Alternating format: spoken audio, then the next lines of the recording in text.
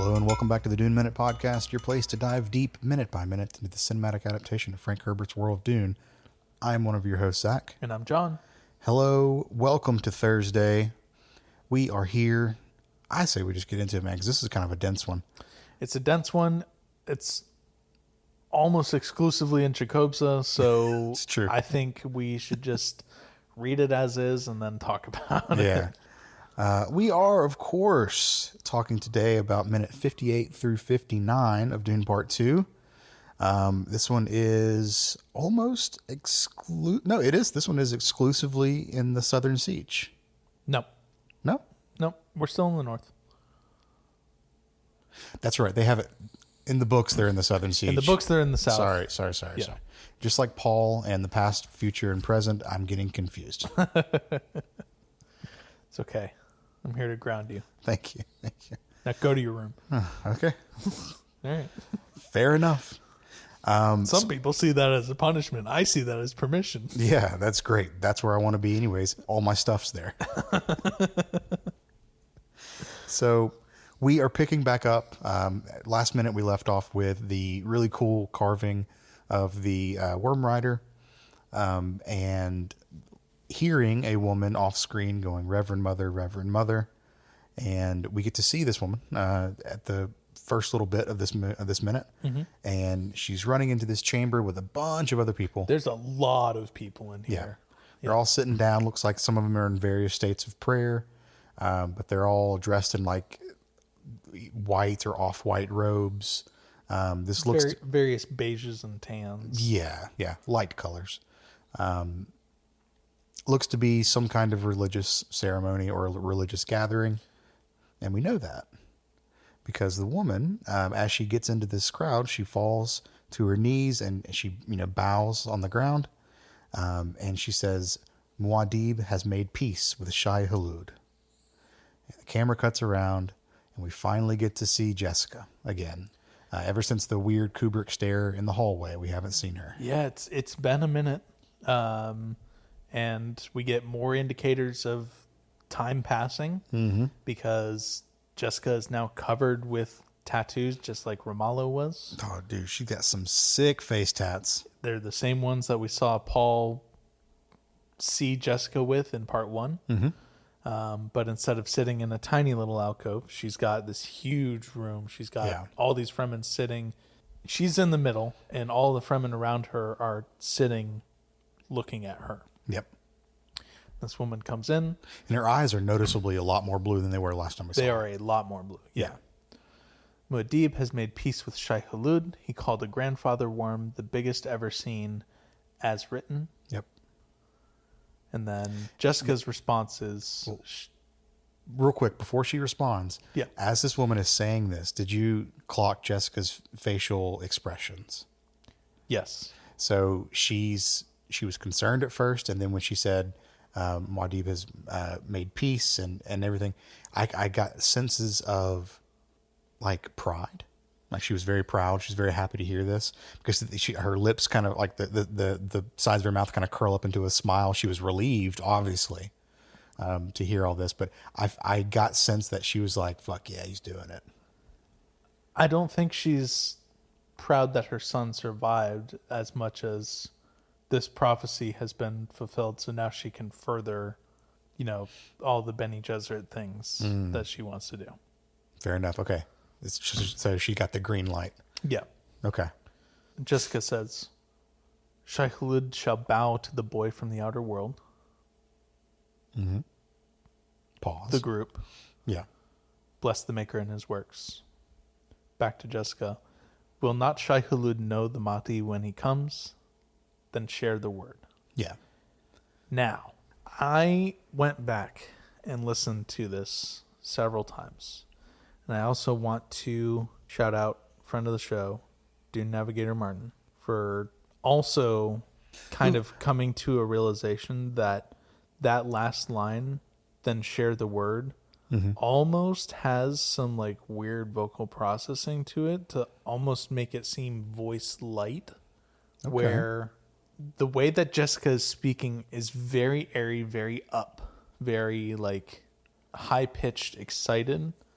but there's a little bit more on that lower end for that last line there. Yeah. And I don't think it's one of those things that you'll hear unless you have either really good headphones or like a really good, sound system for your TV or whatever. But something seems... I missed that. I didn't catch on to that. Yeah, something seems a little tweaked with that last line. Okay. Not that Jessica really needs to do much to, inspire these people to go out and proselytize Paul's, taming of Shai Hulud or whatever. Mm-hmm. But it definitely is like I'm making sure all of you go do this kind of thing. Maybe.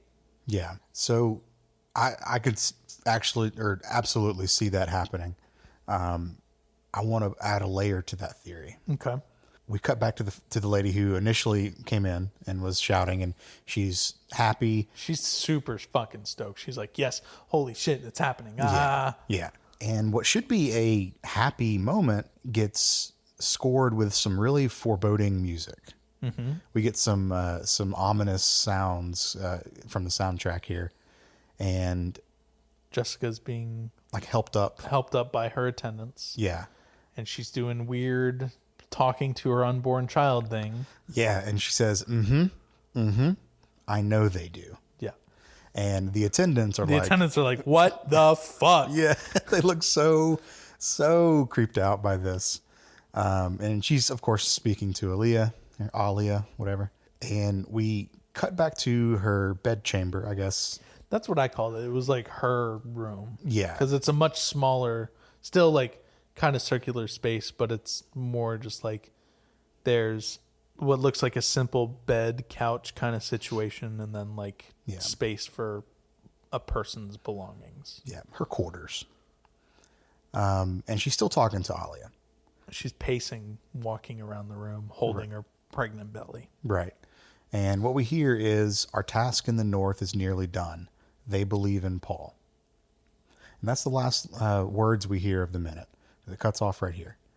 Now, I want to... Well, our last frame is a heat wave obscured silhouette walking across the desert. Right. So we get it for like a quarter second. Yeah. as the minute ends. So I want to go back just a little bit to when to that phrase that you mentioned, will not Shai Hulud know when the Mahdi comes? Yeah. And then Jessica says, then share the word. Will not Shai Hulud know the Mahdi when he comes? When he comes, excuse me. Also want to, because it's important here, his, are all capitalized for emphasis. Yeah. In the words. Everything that we hear past share the word. I had already written this down, but I'm going to lump in share the word as when this. I am not sold that that's Jessica. Now, we have a running theory on the show that a lot of the real heavy, like prophecy, religious stuff is actually Alia speaking through Jessica. The high-pitched voice definitely kind of lends to that. But so maybe that share the word or then share the word phrases can be lumped into this. But what I really want to, or where I was thinking about this, was when we hear that our task in the north is nearly done. They believe in Paul, because we do not see Jessica's mouth moving in the videos. In fairness, she's also turned away. We see a profile, though. We would be able to see her mouth moving if she were talking out loud to this. So it could either just be a internal monologue voiceover that we're hearing, which that's a whole other gray area. David Lynch, baby, we're back. Well, that's a whole other gray area. No, if Jessica thinks to herself, she's not just thinking to herself anymore. She's thinking to Ollie as well. Right. This theory split between the end of this minute and the beginning of next one. But yes, that little bit, I'm not so sure. I'm not so sure that is Jessica. That might be Alia, if our theory is to hold true. I feel like we've gotten a lot of buy-in on our theory from some community members as well. Because, I mean, Alia feels like the more fanatical one between her and Jessica. Because Jessica is mostly, or she has been up until the water of life where Alia reached her consciousness. She had been a much more reserved and cautious person. Yeah.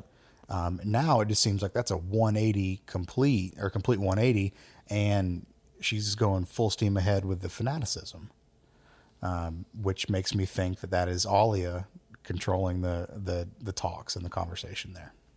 It also stands to reason that Alia has more to gain from the fanaticism than Jessica does too. So The phrase "they believe in Paul" is what kind of set the alarms off, because Jessica says that earlier. She when she's talking specifically or explicitly about Alia, she says she believes in you. yeah, So I don't know.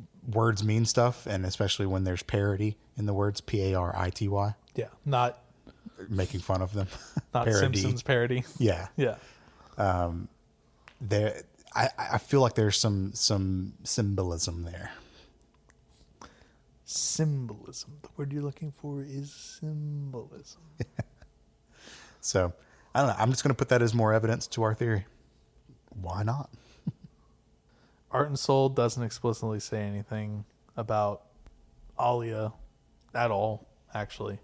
So we can't really, call on that because we don't have, Alia at all in this movie. I mean, we have her Briefly. for 3 words. Yeah.